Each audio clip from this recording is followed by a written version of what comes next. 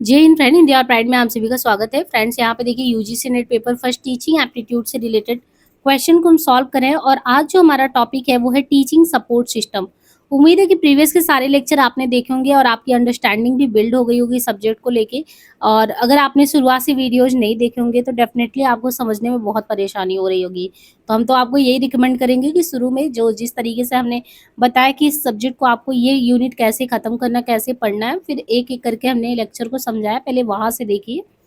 अब यहाँ पे जो टॉपिक हमारा दिया है टीचिंग सपोर्ट सिस्टम, हमने जब ये समझ लिया टीचिंग कैसे कराया जाता है, टीचिंग के क्या मेथड हो सकते हैं, टीचिंग बच्चों को केंद्र में रख के कराया जाए या टीचर को केंद्र में रख के किया जाए, तो ये भी तो पता होना चाहिए कि टीचिंग के दौरान सपोर्ट सिस्टम क्या होना चाहिए जिससे शिक्षण पद्धति को बेहतर बनाया जा सके। तो ऐसे में जिसको हम कहते हैं टीचिंग एड्स मतलब कि टीचिंग यानी पढ़ाने के समय शिक्षण सहायक प्रणाली जो उसकी हेल्प करे, टीचिंग में जिस चीज़ों का हेल्प किया जाए। तो पढ़ाने पढ़ाते समय आपके टीचर जो है जब पढ़ाते हैं तो कौन-सी सामग्रियाँ होती है जो उनकी हेल्प करती है आपको समझाने में? ये क्या करता है? टीचिंग जो एड्स है वो क्या करता है? मेक टीचिंग इंटरेस्टिंग, शिक्षण को यानी टीचिंग यानी शिक्षण को कराने में बहुत ही इंटरेस्टिंग बना देता है। या एडॉन लेसन पाठ को सजाने में मदद करना है। या इन्हांस हिज रेपुटेशन, स्वयं की साख बढ़ाने में मदद करता है। या पास द टाइम, समय व्यतीत करने में। तो यहाँ पे सीधी-सी बात है, जो आपका टीचिंग है उसको ज़्यादा इंटरेस्टिंग बना देगा। जैसे मान लीजिए कि आपको जो है वर्ल्ड के ग्रासलैंड के बारे में बताना है, या मान लीजिए कि आपका जितना विश्व में अगर देखें तो कौन से बहुत ज़्यादा मतलब इम्पोर्टेंट प्लेसेस होने चाहिए जो आपको पता होने चाहिए मैप में, ऐसा कुछ लोकेट करना है। अब क्या है कि अगर आपके सर के पास कुछ ऐसा ग्लोब हो, है ना? आपका जस्ट वो मैप लेके आएँ, तो अगर इन सब चीज़ों का प्रयोग करें या मतलब क्लास में लेते समय कुछ ऐसा आईसीटी का प्रयोग करें जिससे आप चीज़ों को देख सकें, तो आपकी जो लर्निंग कैपेसिटी वो बढ़ेगी, आप विजुअलाइज़ कर पाएँगे तो चीज़ों को बहुत दिन तक याद रख पाएँगे। तो ये आपकी टीचिंग को बहुत ज़्यादा इंटरेस्टिंग बना देता है ना? ज्ञान को परमानेंट कर देता है। टीचिंग एड यही हेल्प करता है। शिक्षक जो भी अपनी टीचिंग के दौरान आपको समझाने के लिए आपको बेहतर समझ में आए जिन साधनों का प्रयोग करता है उसी को हम टीचिंग एड कहते हैं। नीचे 2 कथन दिए गए हैं। पहला दिया है कि modern and ICT based teaching support requires some technical knowledge on the part of the teacher and learner. ये बात देखिए कि आधुनिक जो है समय, अब पहले की देखिए आप क्लासरूम में जैसे पढ़ाई होता था चॉक, डस्टर और कुछ ऐसा नहीं होता था कि जो है आपके क्लासरूम में कुछ ऐसा टेक्निकल चीज़ लगा दिया गया हो जिससे आप बहुत अच्छे से प्रेजेंटेशन वगैरह टाइप में कुछ नहीं होता था। अभी क्या है कि आधुनिक और आईसीटी आधारित जो शिक्षण सहायता के लिए जो शिक्षक कुछ भी साधनों का यूज़ कर रहे हैं, उससे जो टीचर है प्लस जो लर्नर है दोनों के स्तर पे कुछ तकनीकी ज्ञान की ज़रूरत होती है कि टीचर को भी ज्ञान होना चाहिए, बच्चों को भी पता होना चाहिए।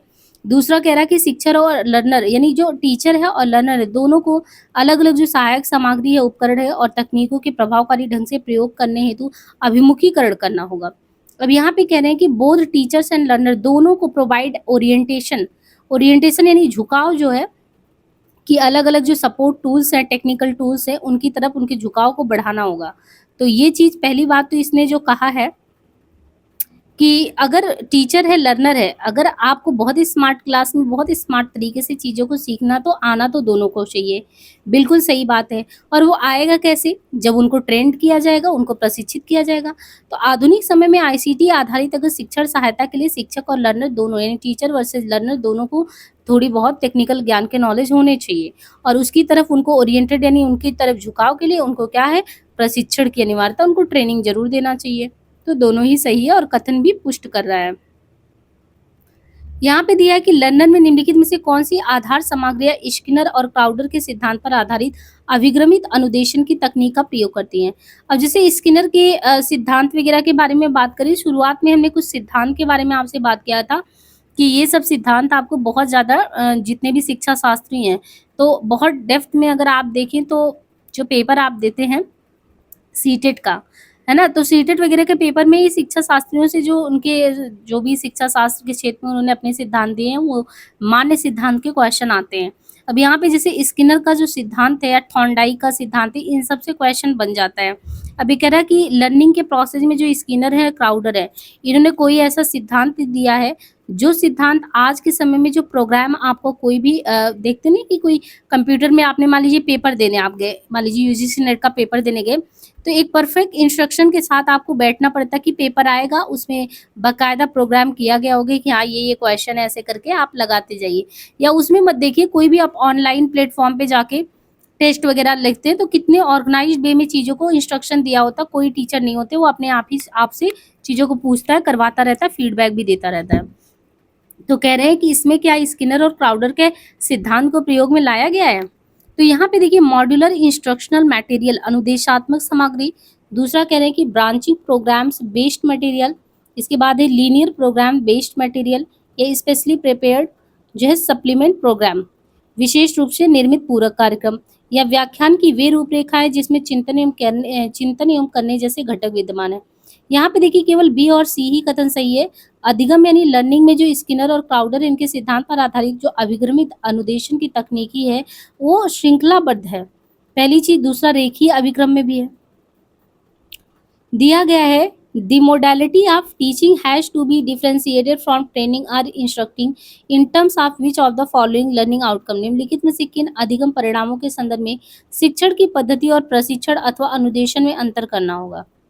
अनुशासित और व्यवस्थित व्यवहार disciplined and pattern behaviour, critical and creative thinking में, या firm and durable association of ideas, विचारों का दृढ़ और टिकाऊ साहचर्य। तो इसमें सबसे बड़ी बात है क्रिटिकल एंड क्रिएटिव थिंकिंग, समालोचनात्मक और सृजनात्मक चिंतन। समालोचनात्मक और सृजनात्मक चिंतन के संदर्भ में शिक्षण की पद्धति में प्रशिक्षण अथवा अनुदेशन में अंतर करना होगा। Given below are two statement, one is labelled as assertion और दूसरा रीजन है आपका पहला जो कह रहा है अभिखंड, the use of ICT has a great potential for optimizing learning outcome. मतलब जो आईसीटी का लोग प्रयोग करते हैं आजकल, उसमें ये कहा जा रहा है कि अगर बच्चों को आप पढ़ाते हैं इन सब चीज़ों का प्रयोग करके तो बहुत ज़्यादा संभावना है कि बहुत अच्छा आप पढ़ा सकते हैं और बहुत बढ़िया आउटकम ला सकते हैं। दूसरी चीज़ जो आईसीटी प्रमोट, जो आपका ये आईसीटी है ये प्रमोट करता है scope for variety, flexibility and attractiveness. तो आईसीटी विविधता, लचीलता तथा मनोहरता को संबोधित करता है, संवर्धित करता है, बढ़ाता है। जिन बच्चों को नहीं समझ में आ रहा हो आईसीटी क्या है, एक पूरा आपका यूनिट इसी पे ही पूरा आईसीटी पे बेस्ड है। मतलब कि आजकल जो आप लोग ऑनलाइन एजुकेशन के थ्रू ये सब चीज़ मोबाइल से पढ़ रहे हैं, ये सब ये आईसीटी में तो ही आता है, कम्युनिकेशन टेक्नोलॉजी में सब आता है। तो इसी को कह रहे हैं कि इसका हम प्रयोग करके जो है एक तरीके से वैरायटी, फ्लेक्सिबिलिटी, अट्रैक्टिवनेस ये सब चीज़ों को भी बढ़ा सकते हैं। क्या ये बात सही है? तो दोनों ही सही है और सच में देखा जाए तो इसमें बहुत ज़्यादा पोटेंशियल है। अगर आप इनका बहुत अच्छे से, जैसे हम ही जो आपको ये टीचिंग करा रहे हैं, मान लो पढ़ा रहे हैं टीचिंग एप्टीट्यूड के बारे में, और इसमें हम बहुत अच्छे से डायग्राम, फ्लो डायग्राम के थ्रू बता रहे हैं चीज़ों को, मतलब जितनी वीडियो की क्वालिटी अच्छा कर रहे हैं तो आपको वो बहुत ही इंटरेस्टिंग लगेगा और आपकी जो लर्निंग कैपेसिटी उसको भी बढ़ाएगा। तो बहुत ज़्यादा संभावनाएँ हैं बढ़ाने की, और प्लस आपको एक डाइवर्सिफ़ाई थोड़ा-सा वो मिल जाता, नहीं तो फिर क्लासरूम में आप जाते, आपके टीचर जो है बोर्ड पे पढ़ाते हैं टीचिंग एप्टीट्यूड ये होता, वो होता, वो उतना आपको हो सकता है चीज़ें उतनी ज़्यादा पोटेंशियलफुल नहीं लगती। बट अकॉर्डिंग टू आईसीटी का अगर हम बेहतर प्रयोग करते हैं तो वो बहुत ज़्यादा अच्छा परिणाम देने की संभावना रखता है। तो ये लर्नर को कई कार्यों में मदद करता है, चाहे उनके संग्रहण है ना, समंकों का संरक्षण करना, एप्लीकेशन का उपयोग करना, रिपोर्ट लिखना, क्लासरूम। आईसीटी की उपयोगिता आज के समय में बहुत बड़ी है। निम्नलिखित में से किसने चिंतन फलक पैराडिम की अवधारणा को स्थापित किया? इसमें से किसने चिंतन फलक पैराडिम की अवधारणा को स्थापित किया है? पीटर हेगेटट, थॉमस कुहन, वान थुनेन, जॉन के राइट। तो ये है थॉमस कुहन। शिक्षण क्षेत्र में चिंतन फलक पैराडिम की अवधारणा महान मनोवैज्ञानिक थॉमस कुहन द्वारा किया गया है। अब ये थोड़ा-सा अलग क्वेश्चन है, 2014 का है कि शिक्षण क्षेत्र में ऐसा चिंतन फलक पैराडिम की अवधारणा कुछ थॉमस कुहन करके दिए थे, और ज्ञान व विज्ञान के सिद्धांत के तहत चिंतन फलक पैराडिम शब्द का प्रयोग होता है। प्रतिमान चिंतन फलक अवधारणा के माध्यम से शिक्षक छात्रों के वैचारिक स्वरूप को सृजनशील, उन्नत और प्रभावशाली भी बनाता है। नीचे 2 कथन दिए गए हैं, आपको यहाँ पे कथन और कारण में इस उत्तर को देखना है। पहला दिया है कि शिक्षण में आधुनिक और आईसीटी आधारित सहायता प्रणाली का निहित प्रयोजन अधिगम परिणामों को मैक्सिमाइज करता है। दूसरा, किसी प्रभावी शिक्षण सहायता प्रणाली को अधिगम परिस्थितियों में सुधार के साथ संयुक्त किया जाना चाहिए। तो यहाँ पे हमें ये देखना है कि क्वेश्चन कह रहा है कि शिक्षण में आधुनिक और आईसीटी आधारित सहायता प्रणाली का निहित प्रयोजन अधिगम जो परिणाम है उनको इष्टतम बनाता है। आईसीटी में जैसे रेडियो, इंटरनेट, टेलीफोन, कंप्यूटर इन सब का प्रयोग करते हैं, तो कहीं न कहीं ये आपकी शिक्षा को प्रभावी बनाता है, जिससे जो लर्निंग की परिस्थितियाँ हैं वो सुधरती हैं। यहाँ पे दिया है जो कंस्ट्रक्टिज्म है, रचनावादी उपागम है। रचनावादी उपागम में शिक्षण अधिगम क्रियाकलापों को सुनिश्चित करने हेतु सही क्रम की आपको पहचान करनी है, रचनावादी उपागम में। अब यहाँ पे देखिए जो कंस्ट्रक्टिज्म एक लर्निंग का प्रोसेस है, उसमें जो अगर देखें कि शिक्षण यानी सीखने के जो क्रम है उसमें क्या होता है, पहले खोज करना, संलिप्तीकरण, फिर विस्तारण, मूल्यांकन या लास्ट में मूल्यांकन क्या चीजें होती है, तो हमको यही देखना है। मूल्यांकन और विस्तारण किसी चीज का बाद में होता है रचनावादी में, यानी रचनावादी उपागम में जो है संलिप्तीकरण, फिर अन्वेषण, फिर चीज़ों को व्याख्यायित करना। पहले खोजेंगे, फिर व्याख्या करेंगे, फिर इवैल्यूएट करेंगे, फिर विस्तृत करेंगे, ऐसा करके ये है। तो अधिगम की जो रचनावादी दृष्टिकोण, उसके लक्षण क्या होते हैं? रचनावादी दृष्टिकोण में यही होता है, सीखना निष्क्रियता से ग्रहण करने की प्रक्रिया नहीं है। कभी भी आप लर्निंग करेंगे, यही पढ़ रहे हैं, अगर आप बहुत ही एक्टिव नहीं है, तो डेफ़िनेटली आप सीख नहीं पाएँगे। उसके लिए आपको बहुत सक्रिय रहना पड़ेगा, जिसमें अर्थ निकाला जाए और समस्या का समाधान हो। सीखने की प्रक्रिया में पुरानी अवधारणाओं को पुनः संगठित कर अमल में लाया जाना। नया सीखना पूर्व ज्ञान पर आधारित होता है। पूर्व ज्ञान नई जानकारी को समझ बनाने में हेल्प करता है। सामाजिक अंतःक्रिया से सीखना प्रोत्साहित होना। वास्तविक सीखने की क्रियाकलाप से ही अर्थपूर्ण सीखना होता है। समावेशी शिक्षा का मतलब क्या होता है? समावेशी शिक्षा क्या होता है? ये सुनिश्चित करना कि कोई बच्चा शिक्षा में पीछे ना रह जाए, इसी को समावेशी शिक्षा में देखते हैं। तो समावेशी शिक्षा का मतलब है ये सुनिश्चित करना कि कोई बच्चा पीछे न रह जाए। समावेशी शिक्षा एक ऐसी प्रणाली जिसमें सामान्य बच्चों के साथ विशेष बच्चों को भी, विशिष्ट जो बच्चे हैं, उनको भी शिक्षा का समान अवसर दिया जाता है। समावेशी शिक्षा प्रत्येक बच्चे की व्यक्तिगत शक्तियों का विकास करता है और आत्मनिर्भरता की भावना का भी विकास करता है। एक अध्यापक के लिए ब्लैक बोर्ड पर लिखने के लिए निम्नलिखित में से कौन सी पद्धति सही है? तो मुख्य बातों को जहाँ तक संभव हो उसको स्पष्ट लिखना चाहिए। एक अध्यापक के लिए ब्लैक बोर्ड पर लिखने के लिए मुख्य बातों को जहाँ तक संभव हो स्पष्ट लिखे, क्योंकि ब्लैक बोर्ड को शिक्षक का आईना कहा जाता है। यह शिक्षण सामग्री शिक्षक के संपूर्ण व्यक्तित्व एवं कृतित्व का परिचायक होता है। अध्ययन का उच्चतम स्तर कौन सा होता है? अध्ययन में सबसे ज्यादा हमने सशर्त प्रतिवर्त लिखा है इसमें हिंदी में। वैसे हमने प्रोत्साहन के रूप में इसे प्रोत्साहन द्वारा जो है देखा जाता है, तो सशर्त प्रतिवर्त यानी प्रोत्साहन के द्वारा जो है सिखाया जाता है इसमें उच्चतम स्तर पे। नीचे दो कथन दिए गए हैं। पहला ये असर्शन में कि जो use of ICT justified during teaching with a view to optimise learning outcome. अगर आपको लर्निंग करानी है, बच्चों को कुछ सिखाना है और मैक्सिमम आप उसका आउटपुट चाहते हैं, तो क्या उसमें आईसीटी का प्रयोग सुसंगत है, मतलब अच्छा कर रहे हैं आप, सिखा रहे हैं। दूसरी चीज सक्षण अवधि यानी जो टीचिंग का पीरियड होता है उसमें लर्निंग आउटकम जो है आईसीटी के अनुप्रयोग पे डिपेंड करता है। अगर आपने जितना बढ़िया आईसीटी यूज किया है, कम्युनिकेशन टेक्नोलॉजी, क्या उसी पे डिपेंड करता है, तो ये गलत है। आप कितना इफेक्टिव पढ़ाते हो ना, ऐसा थोड़ी है कि पूरे क्लासरूम में बढ़िया कंप्यूटर लगा दिया, मॉनिटर है, प्रोजेक्टर है, सब बहुत अच्छे से किया और पता लगा जिसको समझाना वो समझा ही नहीं रहा है, ऐसा कुछ नहीं होता। तो आईसीटी का प्रयोग शिक्षण अधिगम प्रक्रिया को मॉडर्नाइज कर देता है, जिससे आउटकम बेहतर आने के वो रहते हैं चांसेस। बट उसमें ये होता है कि कई ऐसी संस्थाएं जो बिना आईसीटी के प्रयोग के भी बहुत अच्छा कर रही हैं, वो भी बहुत इफेक्टिव है। In which of the method of teaching ICT support is implied. शिक्षण की किन विधियों में आईसीटी समर्थन निहित है? तो मूक में हमने देखा ना कि मूक जो है एक शिक्षण अधिगम प्रक्रिया की ऑनलाइन जो है व्यवस्था है, जिसमें तकनीकी की आवश्यकता होती है। शिक्षण की इस विधि में आईसीटी का समर्थन जो है निहित है।